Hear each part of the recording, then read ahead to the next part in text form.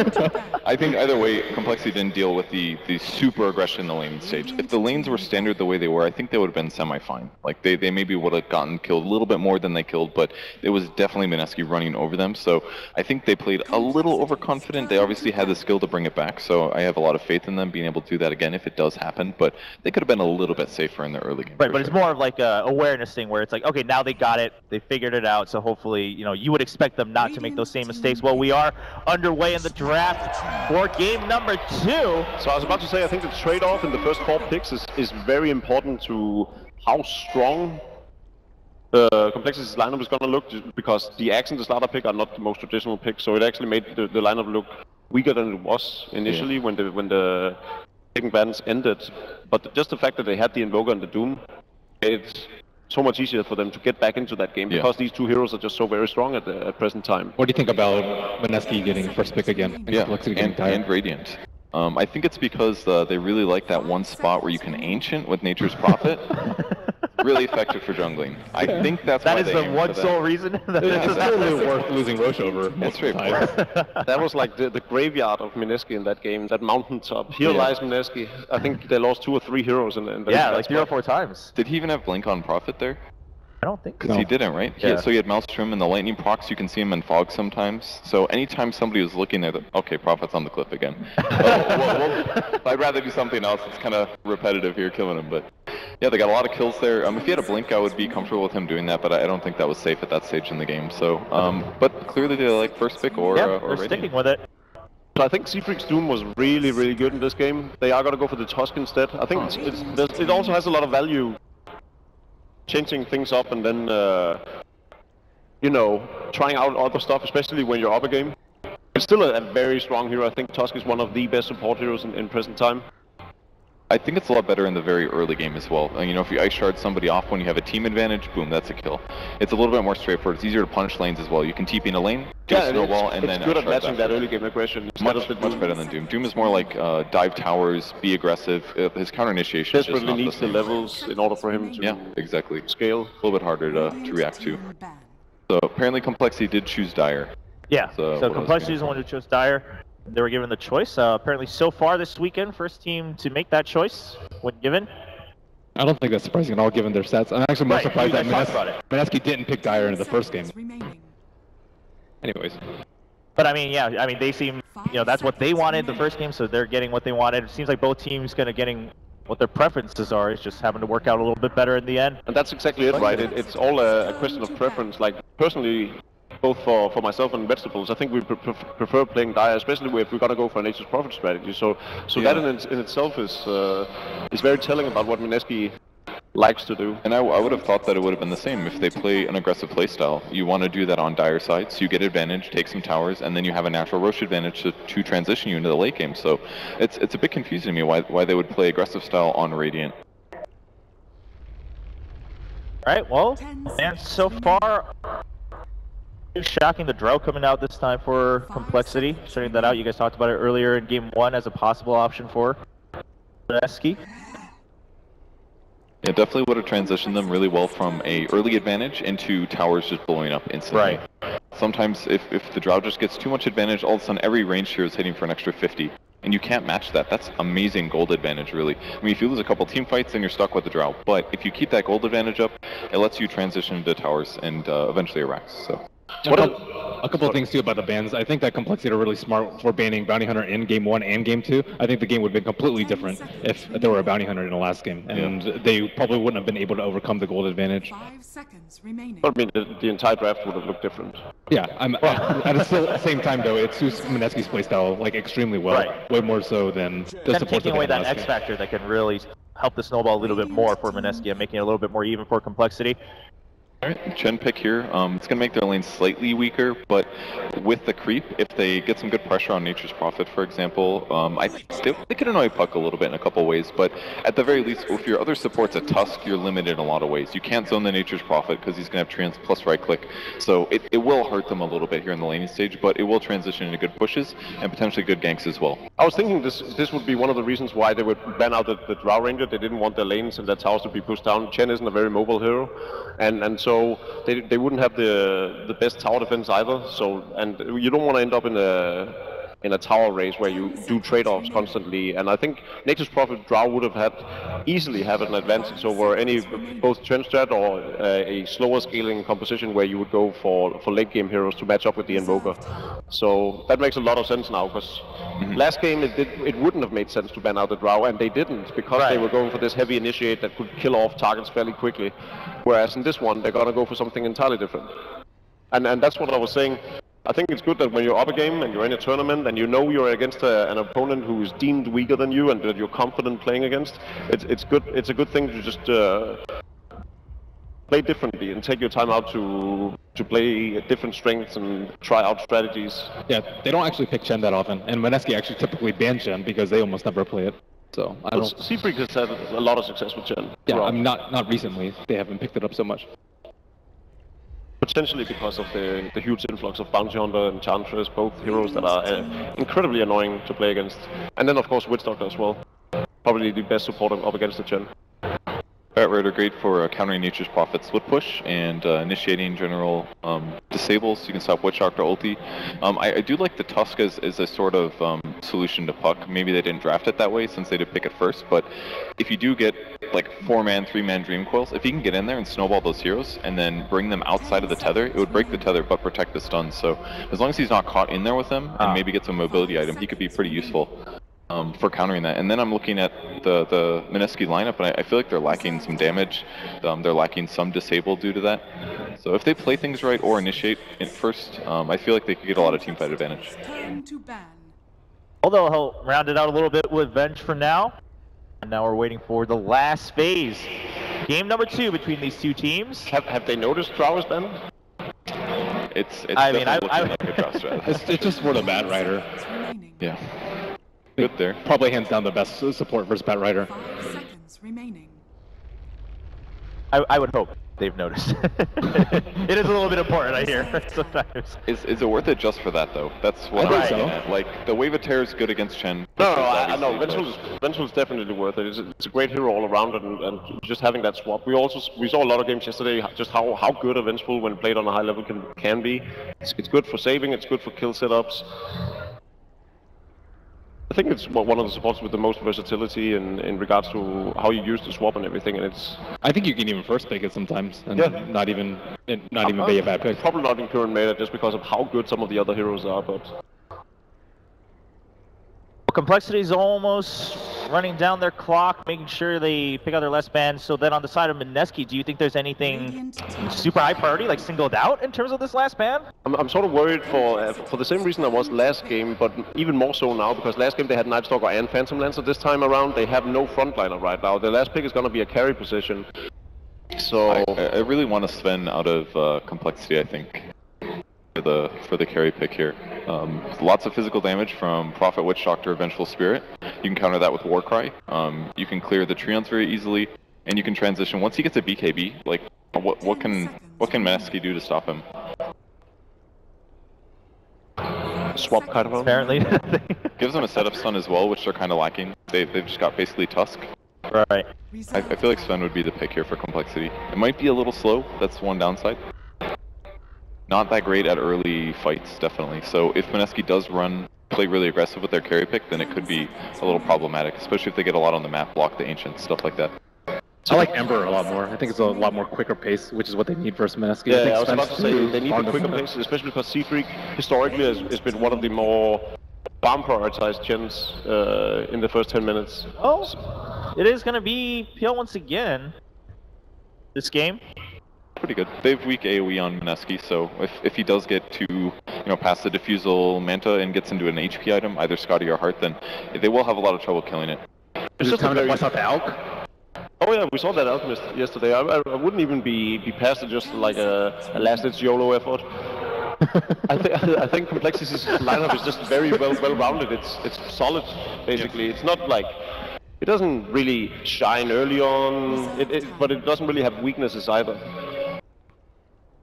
Sounding like Mineski just need to play to their strengths and just play their hearts out in game number 2. They got lots of time to figure out, but according to what you're saying, I mean, there's no golden answer here. It's more just on their own field. They could also pick Sven.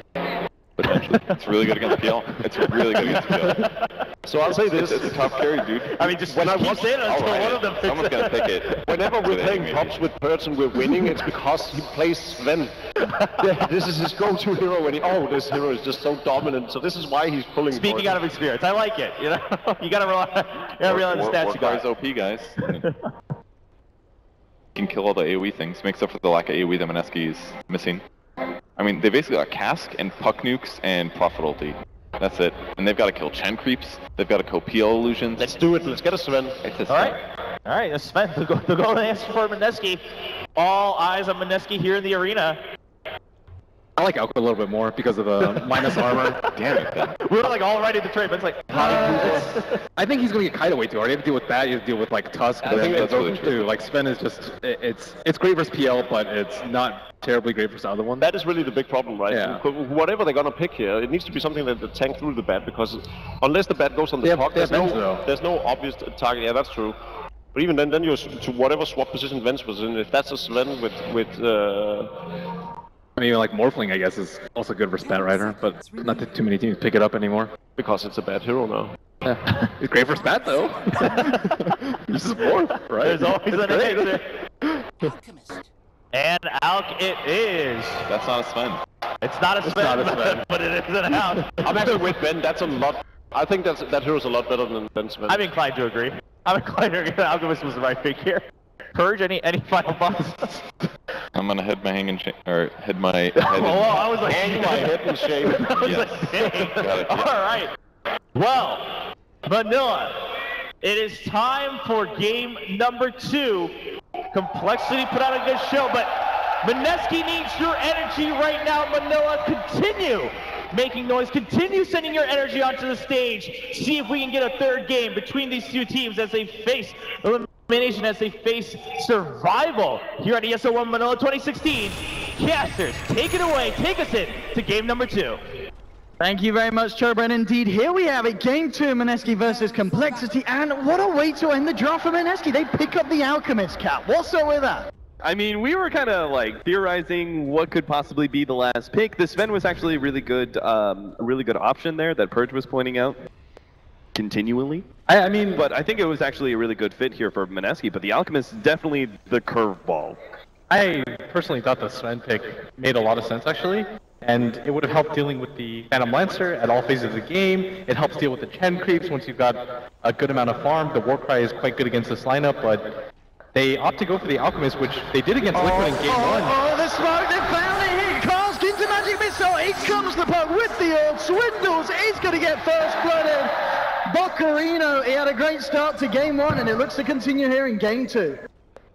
And a really great part of this is they're also going to be able to scout out kind of what complexity we're planning on, at least when it comes to the laning phase, and they might even be able to, sometimes you see teams when they go for this kind of like 5-man push into one side, they get the kill, and then they can like push 4 through the bottom lane or something like that, but I think Mineski just really want to be able to make sure that they secure the rune for the Alchemist. Obviously with the Grievous Greed, utmost importance that you get the bounty rune.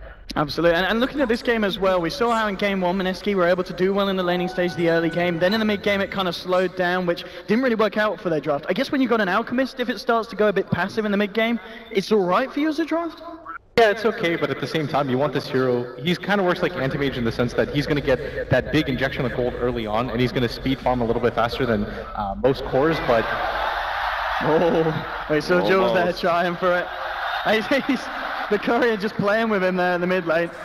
And he won't be able to get it, and we will indeed see it go around the safer way. You know, this was pretty interesting because you were talking about how you were fine with the Puck mid versus the Invoker.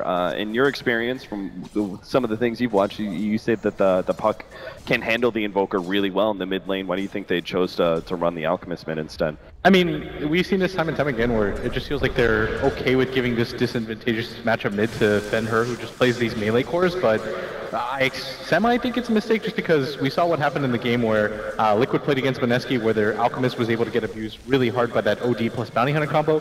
There's obviously not something like that this game.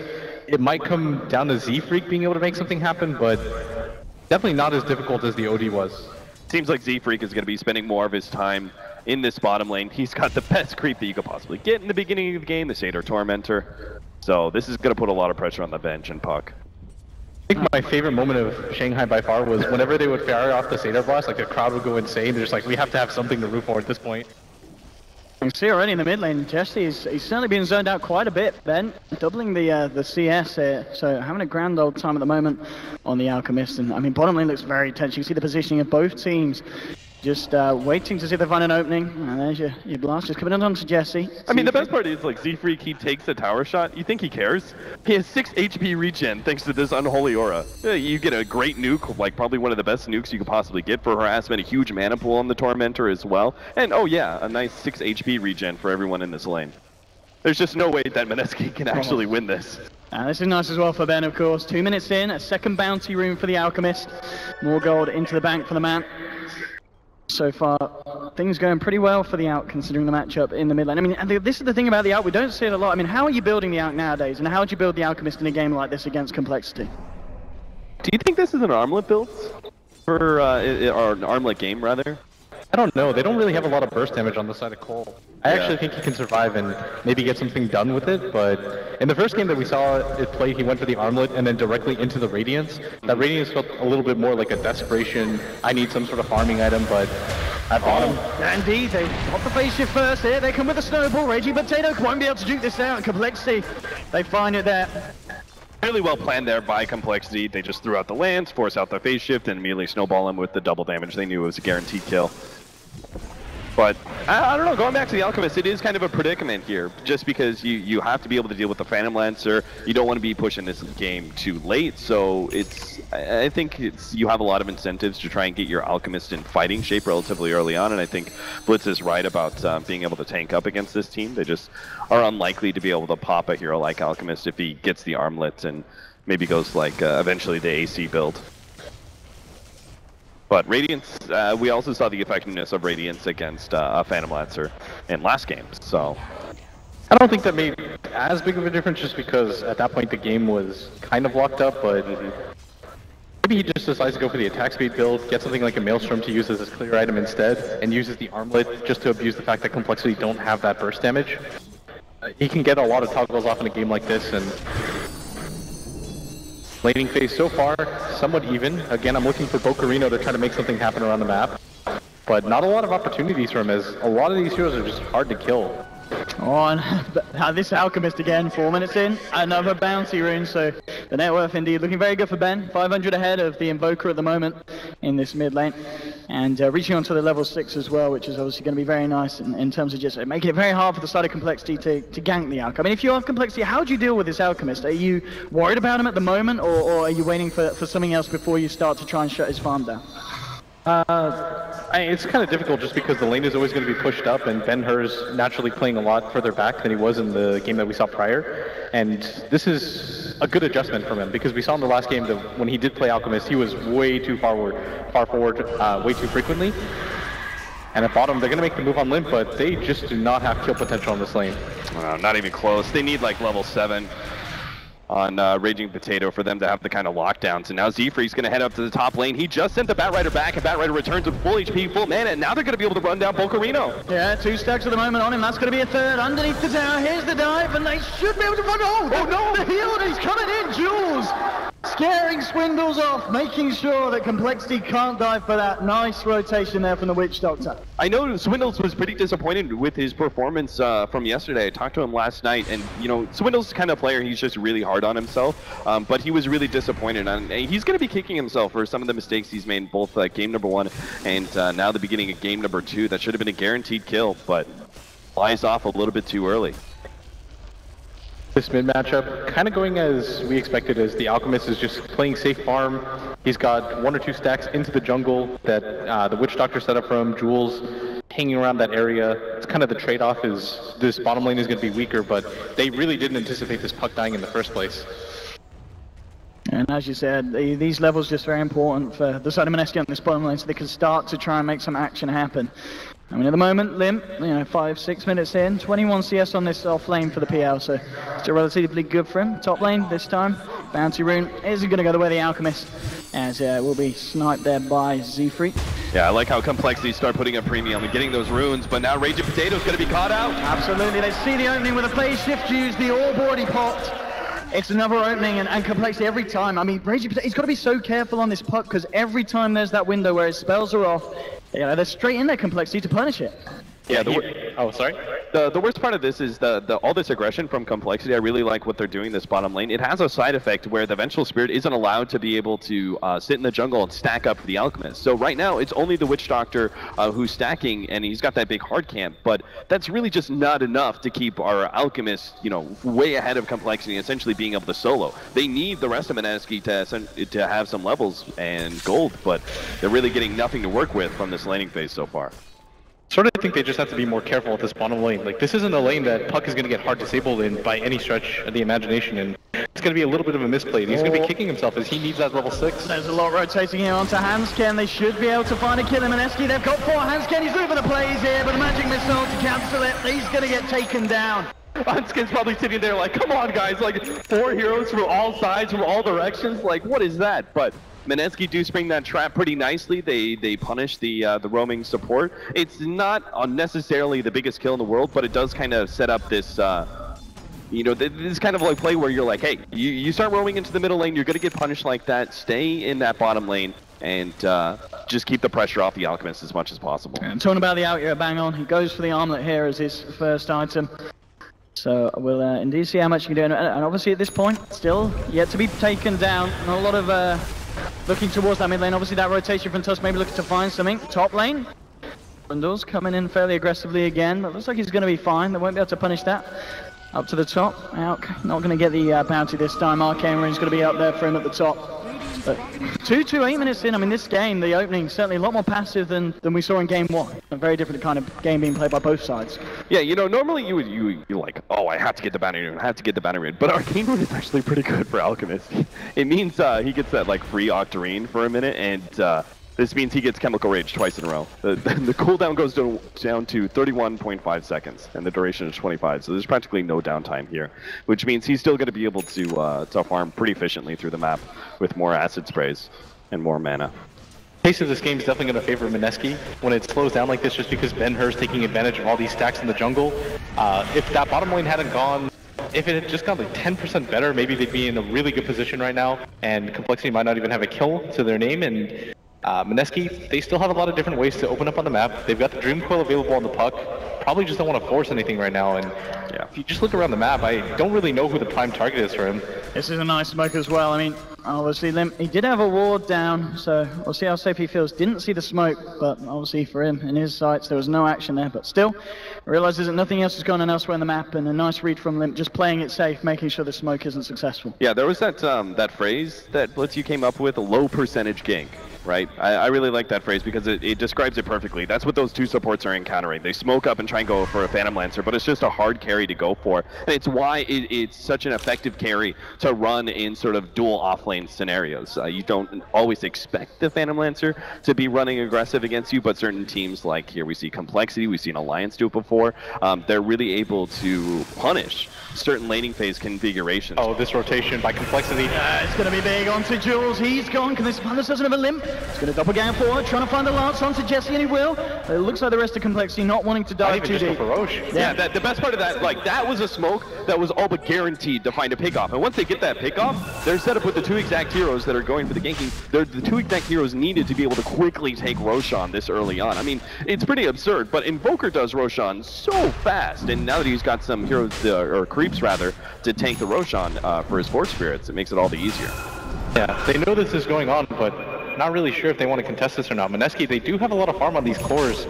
The Puck has his Dream Coil available, but he's going to go for the TP top, and that's all but going to assure this Roshan for Complexity. And at just 10 minutes into the game, it's going to make quite a difference. I actually like this. I'm not sure if they would be able to get into the Roshan pit in time, nor am I sure that's actually a fight they can win.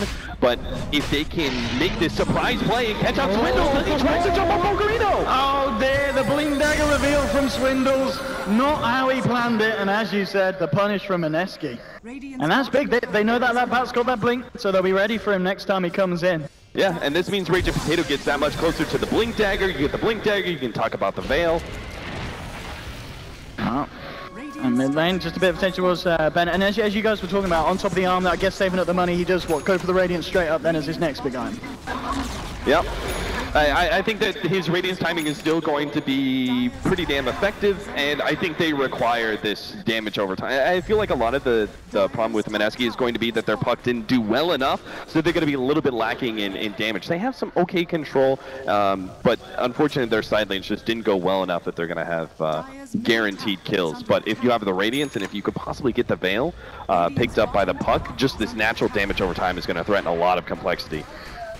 I don't know how Complexity are going to deal with this hero early on, just because when you have a Radiance and an Armlet at just 12-13 minutes into the game, there's not a whole lot of heroes that can fight that. Yeah. They do almost have the Chen mech available to them, and that's going to help out a lot when it comes to just being able to flat push. And Mineski, this time around, they have a lot more wave clear than they did in the previous game, so being able to hold these towers against the Chen is going to be pretty crucial here.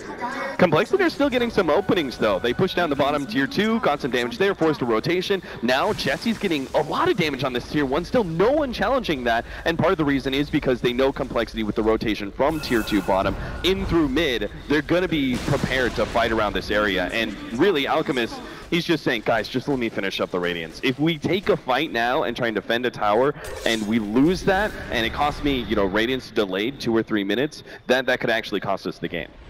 Yeah, it's just difficult to take that fight anyways. Just you don't have a lot of vision in your own side of the jungle. That mid fight, as we saw the first time around, went so badly for them in the last game. There's no reason to risk the game just when your Alchemist is just 1,000 gold away from your Radiance.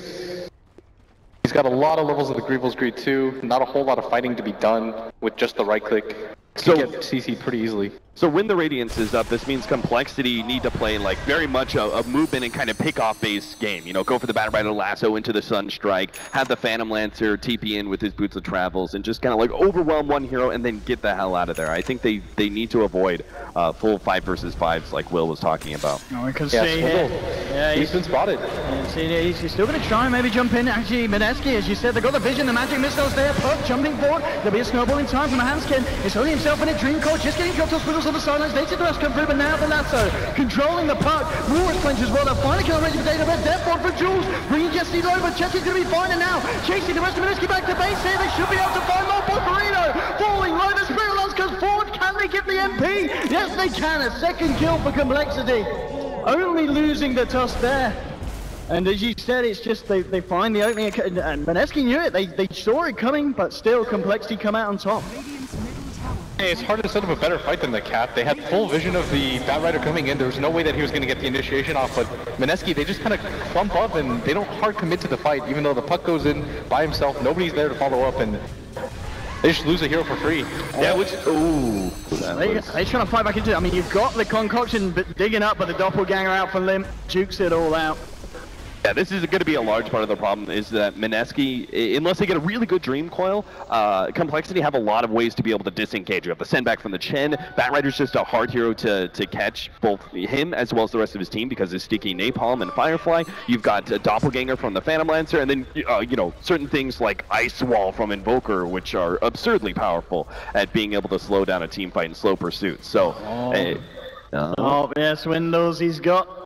He's just waiting out the lasso, but it's not coming here. As you said, yeah, still on cooldown. A little bit more time. No way you want to make that rotation anyways onto that tier 1 tower. Just because you don't have the best vision, you don't know where everybody is on the map quite yet. You see people start to head up. Don't need to risk it at all. And Complexity, that's a good point you might bring up. The Doppelganger is so effective against all those slow-moving projectiles. Now they're going to try it. Lasso with the Sunstrike. It's a lot of burst raging. Can he play his way out of this? Patient. Oh, but the Invoker's coming. Still taking out low. Then Swindles blinks in with a Firefly. They'll catch him out, and at the end of the day, the Inver's Rune, to the very end of its duration, being very, very useful for Complexity, allowing them that kill. But elsewhere, space has been made, and we now seen that Radiance turn it out 15 minutes in. Yeah, but I think Complexity is really happy with this timing. It's not all about the timing of the Radiance and how much they've slowed that down, but how much Complexity gained before the Radiance was actually picked up. They got a lot of kills on the puck. They shut him down really well. He's 0-4-4. He only has the Blink Dagger, but he's nowhere close to the Veil, which again I feel is pretty key to making puck that big transition into the mid game and allowing everybody's spells to do so much more. I think they can still potentially take some fights. They have to be careful, obviously, around this Radiance, but I think they're actually far enough ahead that they can play into it.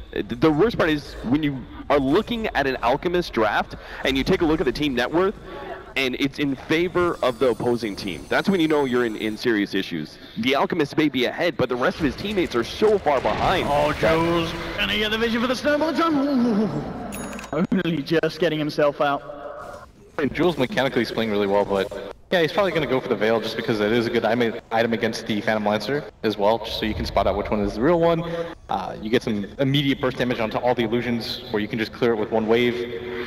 But the Bat Rider's getting a lot of farm, and like Cap talked about, when you have a draft that features an Alchemist, it is kind of important to be ahead in net worth because this hero, it's really easy to kite him. He heavily relies on being so far ahead in net worth that you just can't really ignore him. Oh, mid lane raging, jumping in, drops the coil as well, looking for Swindles. He's got the help of Jesse, Jules, the whole gang ready to go, and here's the cast. Swindles out of place and taken down. They punish it, they get themselves the kill, and don't lose anything in return. It was kind of absurd though how long it took them to kill a Bat Rider, just like when they went on around the tier 2. Can they catch this Outcat? He hasn't got ult for 10. It's just Hanskin though. PL, yeah, couldn't get himself boxed in. I think the creep went down when he tried. And now, talking about TPing in, bo3rino's going to join. The cask is there, so time to the concoction, and they'll get it. They punish Hanskin. Mineski now, just reacting very nicely as a team to just catching the heroes of complexity out on their own, and they've got to be careful about being picked off by it like this. That was the opening. Mineski really needed to be able to take a tier 2 of their own because their bottom lane was pushed out. Because they get that kill, though, they can make this an even swap, maybe. Yeah, holding on for the stun to wait out the double game. Can they get it right? Concoction is on point. Step 4 down, Liv's gone. Dabbing blast onto 3 now. Complexity try and fight back into this, but Mineski still looking pretty good. They may even just turn back in. Swindles bouncing around them here on the cliff, looking to chase him, gets him with the lasso, brings the MP back, and Mineski says, sorry, Bot, you've got to go. They let him die, and the rest of them are out, realizing it's not a great fight for them, and just making sure it's only one loss for the side. I mean, did you see the way that Jules, like, attempted to turn around? One sticky napalm stack, and he was, like, slowly shuffling and turning himself around, trying to get the paralyzing cast to stop the Bat Rider from pulling away his ally, but he just can't really do it, and this is the big strength of the Bat Rider. They have so much kiting potential, and it's only going to get worse, as Will was alluding to earlier. If Complexity are ahead in net worth and they start getting more items, Ghost Scepters and Force Staffs and those sort of things on coL, it's just going to be tough for the Alchemist to be able to get his hands essentially on some people, and it just becomes all the more necessary that Puck has a good game at that point, that he's able to find the right initiations, get the good dream coils that keeps the heroes in place for those couple extra seconds. The good news though is that they were able to find the Phantom Lancer, and that hero is worth a lot more as Hanskin in mid. Indeed, mid, they'll find it. Jules, this time, Mineski, the ones with the Invis Rune of their house, just giving them that opening to get the cask out. Just that little stun, setting up for the silence from Potato. And 8 for 7, it's certainly stepping back up, and imagine if you look at the graph, it must be starting to swing right back round for Mineski, and indeed it is. And as you talk with an out, I mean, we can expect to see that go up and up and up, and let's continue to find these kills. He might actually survive this one. He's got Witch Doctor's heal. He's going to be finding out there. Looking to turn it. Concoction and Cask got to Z3, but there's all the surges. Do they have the damage? Yes, they do. Mineski, they find themselves another, and they'll even get some of the chain creeps here to boot. Man, Z-Freak thought he was such a baller. He like rolls up with 3 different trolls and just chain nets the poor Furion, but it doesn't prove to be enough. Fortunately, the bo3rino chose to go for that mech build, kept him alive with the Voodoo Restoration as well. You just need to make sure they defend this tier 2 mid. Don't be caught. I was going to say, he's coming to defend, but he's on his own for the time being. Raging Potato just join in, gets the silence out by bo3rino. Lane break back, the illusion's chasing him down. There's just Surge going, oh, gets him! He's gone! And now the rest of Mineski coming through, but Complexity, how long are they going to stick around for? Oh no, yeah. Stable Concoction sending himself. I don't think they can catch these heroes otherwise. He's looking for a Potato, but he's low on mana. He is moving forward on his own, and well, Dukes have the Lance. Chesty now turning up. Mineski, they still want to try and look for this for the time being, at least. Ooh. And now they realize it's not the time to fight a man down, and they'll hold off. I love these kind of ice shards play. You trap them against the tree. You never know when the enemy team's retreating. You can make a play like that. You might open your team up for like a turnaround and quick pickoff, but Complexity, they knew they were fortunate enough just to be able to get the Fury on and need to be able to call it a day. Hey, they've got it. Concoction on the high ground, Deathford on the low ground. Swindles is gone. Nice little play there. The Witch Doctor just forcing Swindles to force up to the high ground, and the Concoction was waiting for him ready and all charged up. And they just have way too much farm right now on Ben-Hur. It's really difficult to deal with this hero, especially when he's got the Manta style. We already discussed the difficulty in bringing him down when he's got the Chemical Rage up. Because of the fact that they don't have any sort of immediate burst damage, they're going to send the Meatball down, but unlike last game, They rely so heavily on this Batrider to be their solo initiator. He's talking about initiating puck. Raging Potato in the tree line here. Has a dream coil. He sees an opening, he's going to jump. The full lineup of Mineski ready to fight. Potato holding on for the time being. They need to get some kind of vision for the fight around this. They'll see Limp as he comes forward with the lance. And the tree's actually been cleared out. Fortification now with his TP. I mean, this opening up to be a big one. Potato jumps in, silence, coil onto two. Swindles is in, caught out. Swindles up to the left. Can he get himself away? No, Concha flies through. Hand of God. From Z3 there to Beck as well. Keeping Swindles alive for the time being. Snow's trying to commit up, but it's not going to be on point. bo3 and Jules now in the retreat. Forward push, finishing off the Witch Doctor. It's a 1-for-1 at the moment, but Mineski can they find more EMP? bo3 sprouts up, TP's away. Oh, he can't make it. The snowball comes through. But Has gets silenced up. They're going to make it 2 for 2. Raging Potato with the double kill and the rest of Complexity. Delaying around Chessie, trying to do something. There's your magic missile, Ben, a little bit low mana. And it looks like it will settle down for the time being. But again, these big fights and 2 for 2. I mean, is anyone the clear winner there in your eyes, Cap? I mean, I was just so absurd that like Ben-Hur couldn't go for more at that point in time because there's this big looming ice wall in his way. He just can't move forward through that, which is why BKB is going to be essential for him eventually. But I believe he's got to finish up, you know, go for the Octarine next. You know, that way you have the full spam out essentially, where Chemical Rage is always up. You're able to throw Manta Illusions everywhere, and Complexity are actually going to be kind of hard pressed to stop that split pushing aspect. They don't really have the greatest heroes to deal with it. One of the good things though is their item set is actually okay for it. They've got a lot of boots of travel. Has he gone in a burst? Well, with the wrap, he might just. Oh no, he can't! Great play from Mineski. Raging Potato setting it up beautifully with the Invis, waning Rift into the Veil, into the magical burst. I mean, Invis ruins this game. They're being huge for both sides in terms of these solo pickoffs. And now they might actually get another pick on Swindles. Oh, no time every single time. He's going to pop so hard now with the Melodic Got him. Not a chance. Off he goes. Dominating streak here for the Alchemist. And this time, Mineski game 2 doing a lot better in this mid-game portion. I love this kill combination that they have between the Alchemist and the Witch Doctor too. The Acid Spray just allows the Death Ward to do so much more damage. Top push can come in as Raging Potato once again looking to set up. Doesn't have the Dream Coil available though, but kind of pulling aggressively. Needs to be careful there. Potato was looking for the silence. But as you said, they get their objective, they get a tier 2. Complexity, they're just getting super sloppy. Remember what Will said like last game? The sign of a team, you know, like kind of falling apart and playing badly is that you get picked off multiple times. Well, that just happened. They got picked off in mid, they got picked off at top. They can't afford some of these aggressive positions. I'm not sure if the Complexity are underestimating some of the kill power that these teams of 2 that Mineski are running around with that they actually have, but Complexity just cannot afford too many more mistakes. And we're seeing again, Chessie is going for Roche. I think in pretty much both of the games, it's always been Complexity getting their hands on this one. Mineski never really been able to truly disrupt a Roshan attempt. Oh, come on, man. Are they going to check it? Are they going to check it out? The ping's coming through. Don't know it yet. Stem one in, yeah. So they'll see it. It's very low as well here. They've got relatively good Roshan potential taking as well with their lineup. Or they going to go in, steal it outright. They're going to just walk in and try and take it, Complexity. Can they punish this? We'll see. At the moment, the Ancients and Carty coming in for the team. Look at the leader, Swindle jump. Oh no! He's left out of the illusion! Now Chessie jumping over the combo. Lib will be able to keep it out, but they'll get it right fully. It's Radiant's kill! It's just over the top! Now get it, Mineski! Chessie back takes it to death. 4 for Jules on the high ground, pummeling into Lib. Lib scored Chessie. So going to sprout. Do they have the vision? Where's the vision though? Oh, he's got sent back. Just in time of Mineski. They kill Lim, they kill Roshan, and they manage to pick up the Aegis after what seems like an eternity that's left on the floor. Is that the very first Roshan that Mineski has gotten in this series? Yeah. I mean, that is exactly what they need. We can out there actually getting close to being able to end the game. All right, bye-bye Aegis, but that's okay. Yeah. Mineski are still full steam ahead. They're going to be able to push the tier 2. They're probably going to go high ground here and just force out some damage on the tier 3 with a Phantom Lancer. Oh, yo! Onto Chessie, and then onto 2, the Cocoon starting to come. Patreon drop down the cards, onto the high ground, the Cocoon, they go onto his windows, he's going to fall low, it could pair with the Radiant. Oh, that's so save! He's almost certainly still going to go down this man.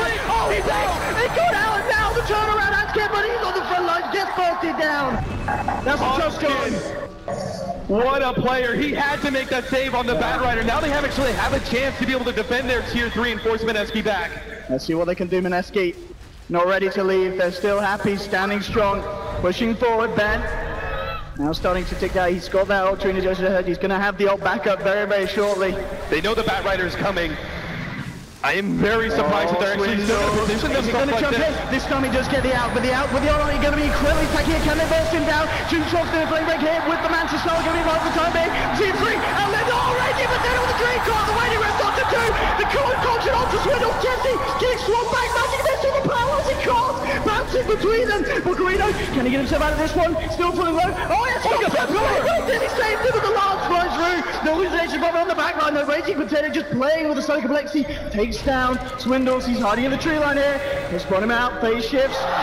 Potato, he's going to play around them here. And they've already taken the They'll get a punch out, phase shifts again, tornado for Jesse. So it's not going to be that way, Raging Potato gets the slides off to 2. Jesse can't get the rest of his spells out, Concoction on the evoker back. Move forward, the Debbie Well talking about the Strobe in. Can they kill the out of the cast? Jules is going to hold him out, magic missile forward through Kansken is gone. Z3, he can't come in on his own, there's 2 dead on Complexity, fortification will come out here. But Mineski, they should be able to finish this off. They'll get themselves a full set of rank points to the enemy. They swap and silence. Mineski! Then final Jesse will be able to go walk himself out. For Complexity, they can't afford to give away calls like that. Limp waltzes in and immediately the swap is there. Complexity crumbling under that constant aggression of Mineski. They refused to back down. They just kept on going. Oh, look at that graph. A clean escape from them, and look at the lead that they have. Plus, they killed the Phantom Hunter in that last engagement. PL is so far out of this game now. My goodness, Blitz, what do you have to say for yourself? I mean, Mineski, this time around, it just feels like they had a better game plan going into the mid-game. They were able to finally use that aggression and turn it into something like a tower push with objectives. I really like that they finally decided to contest for that Roshan. In the previous 2 games you saw, they largely just gave it up, and this time around it pays off huge for them as they pick up so many different kills, and with that Rax, the amount of gold that they got just from the kills in the Rax alone, there's a fully completed AC now on the Alchemist. The items are just trickling in. Mineski, they are so on top of this game right now. They really are. This is, it really feels that between game 1 and game 2, they must have had a talk, because Mineski this time, they're not messing up. You know, we're seeing this point 28 minutes in, and Mineski, each and every time, they're getting the peak kills, they're managing to punish the aggression of Complexity. And, I mean, should Complexity now, what are you looking to do? You just can't let yourself be picked off as much as they have been. You know, part of the problem is I'm not sure if their initiation can be on the Alchemist anymore. I know that when they jumped, I don't think they got like the Meteor combination. So Alch still looked really healthy after all of that. In fact, the initiation only led into a pick-off on the Furion. Ben-Hur was actually super healthy. Do you ignore that hero at a certain point? Do you look for a better, easier kill? I don't really know if you can ignore him just because of how much damage he puts out. He's 30 minutes in, he's 6-slotted already. The Radiant Spurt alone is dealing quite a bit. And all of these long fights, that's really what's hurting Complexity the most. They just can't burst anybody down. How do you stop this? He just sits there. He's got so much armor. Swindles is going to try initiating onto the Alchemist, bring him back. Raging Potato jumps in over the Dream Core, the Sun's of the 3. Then, turning the concussion up, looking for Jesse. He's going to be fine in for the time, but no, the stun still came out. They'll get it. Jesse's down. 17 seconds will buy back straight away. Here with the defense, but already Mineski Complexity forced by the base limb. Tried by bo3, but Jesse Bash. He can't get it. Double kill from them as they take down Just throw by back available limb. Dropping by the radius, burn to come out. bo3 still alive, swap back. bo3's going to be saved. Manages to walk it off here on the native profit. And again, Complexity just can't stop the Alchemist. They can't do anything about him, and again, Concoction catches 2, Raging gets him with a silence, 2 of them caught out, Jesse and Z3 being forced back, Swindles on the sideline, is looking to see if he can do anything, but there's no lasso at the moment, and just the illusions forcing back Complexity into their fountain. It's a second set of racks from Mineski and Raging Potato, he's ready to play, he's just waltzing around in front of the fountain, orbs away. Then, can he try and punish this one? We'll get the Lance out, Cosnap as well, Raging, as the Yules. And with a phase shift, can he play around them for a little bit? Right. Goodbye, Complexity. Oh, hello. We're here for round 2. Puck. No, he's not. Oh, he's out. Eventually, some cooldowns are going to come into play. I have no idea what kind of play Raging Potato was going for. Like, it was sitting underneath the throne at some point in time while the rest of his team was backing out, but still, it doesn't really matter. The pickoff, it's small. It doesn't mean anything. Mineski have every lead in the world. Look at the Alchemist's net worth. I know it's an Alchemist, but he's got double the Invoker, who's in second place. 300 CS, 30 minutes in, 6-0-10. Absolutely incredible stuff. And now, who's he giving the Ags to? Who gets priority? I think Puck. Is it the Witch Doctor's? Oh no, Witch Doctor's board is his own. So, Alk, you reckon it's going to be the Puck?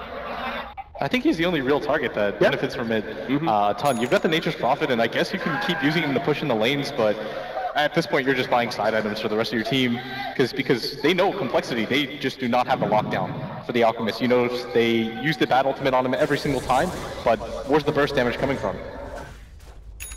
Yeah, Ben, yeah, as you said, TP's back. There you go, there's your Ags Puck, Raging Potato. I mean, this man, you know, on this Puck, we're seeing Puck make a real resurgence, what feels like over the past couple of weeks. And I guess this kind of game we're seeing why, because every time these multiple hero silences and dream coils are essentially starting off the fight and winning them for Mineski. I sort of think that right now for complexity, that any sort of chance they have to assault the backline and hope that they don't get that two-man dream coil over and over again on their two cores. The Invoker needs space to be able to do anything, but it's going to be such a tough task to follow up with. Swindles has to find pickoffs right now, and it looks like he will be able to get one in Bocarino. See, with Vanscan coming in as well, is there any way they can play his way out of this? He has got a mech. No TP though. And indeed, it'll be a slow, painful death here for the Nature's Prophet. Yeah, but look at bottom. Ben Hur, he knows there's two heroes in the top lane. He's got three behind him. He knows he can assault this tier 3. And look, Lim trying to go for the back line. He's trying to find Jules here. Jumping straight in onto the Witch Doctor. Same time, Jesse's been starting to start. There's the call to get him. That should broken down. No buyback. Jules will be punished by Lim. But now Lim, the one in trouble.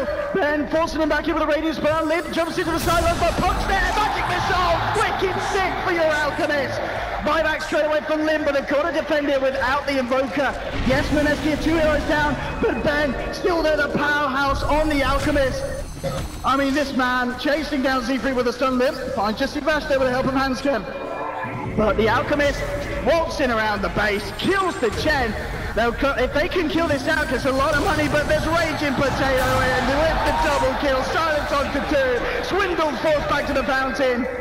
They just can't deal with it. This Puck Alchemist combo, every single fight, they jump in, they get the control, Alk walks in, mega creeps for Mineski 33 minutes in. I really don't know how you defend against this one after complexity. I don't think you can. There's absolutely no way. Mineski are just going to continually assaulting your base. I can't believe they did this in game 2. Absolutely incredible stuff. Oh, hey, look at the turnaround. They'll get him in. Then, okay, oh, yeah. Nearly started it. They're coming in with the Puck, looking for the blaze. Oh, Raging Potato. Oh, starting, as you said, all over them. The ancient falls in GG, well played, Mineski! Taking it to a game 3! After what looked to be a weak showing in the mid-game of game 1, Mineski shows they can stand up to a level here on this international playing field and take a game of complexity. Cap, can you believe it? I honestly can't. Mineski, they keep their hopes alive in this tournament. First of all, this game 2, but the way that they did it too, they made a statement here. Not even your fountain is safe against Mineski once they get this kind of